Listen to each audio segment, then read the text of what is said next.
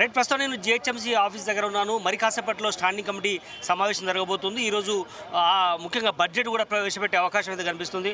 ప్రస్తుతం మన దగ్గర మహమ్మద్ అలీ గారు ఉన్నారు, ఎమ్మెల్సీ గారు, అదే మాజీ డిప్యూటీ సీఎం గారు. బీఆర్ఎస్ సంబంధించినటువంటిది ఎట్లాంటి ఎజెండాతో ముందుకెళ్ళే అవకాశం ఉంది? ఒక పక్క మీ పార్టీ నుంచి మేయర్ గారు వెళ్ళిపోయారు, డిప్యూటీ మేయర్ వెళ్ళిపోయారు, ఎట్లా చూస్తారు? అది డిసైడ్ చేయలేదు. ఓన్లీ ఫర్ జిహెచ్ఎంసీ సరిగా పని చేస్తలేదు, సరిగా బడ్జెట్ లేదు, సరిగా రోడ్ క్లీన్స్ లేదు, రోడ్ మంచి లేదు, స్ట్రీట్ లైట్ లేదు, డ్రింకింగ్ వాటర్ ప్రాబ్లం ఉంది, ఎలక్ట్రిసిటీ ప్రాబ్లం ఉంది.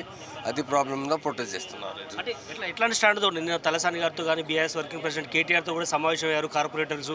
ఎట్లాంటి అనుసరించాల్సిన అవసరం ఉందంటారు? తప్పకుండా ఇది మా గవర్నమెంట్ చాలా బాగా పనిచేసినా ఈ గవర్నమెంట్ పని చేస్తలేదు. జిహెచ్ఎంసీ కేటీఆర్ పీరియడ్లో చాలా డెవలప్మెంట్ వచ్చింది.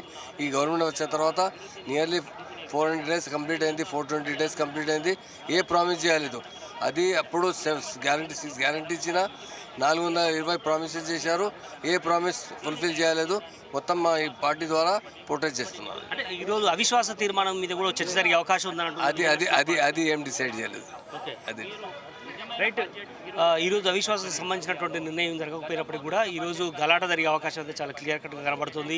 బడ్జెట్ మరి కాసేపట్లో ప్రవేశపెట్టే అవకాశం ఉంటుంది. అదేవిధంగా బీఆర్ఎస్ నుంచి పెద్ద ఎత్తున కాంగ్రెస్ పార్టీలో కార్పొరేటర్లు జాయిన్ అయినటువంటి పరిస్థితి మనం చూసాం. అదేవిధంగా ఇప్పుడే మనం చూసాం బీజేపీకి సంబంధించినటువంటి మల్కాగిరి కార్పొరేటర్ కూడా భిక్షాటన చేస్తూ శ్రవణ్ అయినటువంటి కార్పొరేటర్ కూడా కాసేపటి కింద మనం విజువల్స్లో కూడా చూసాం.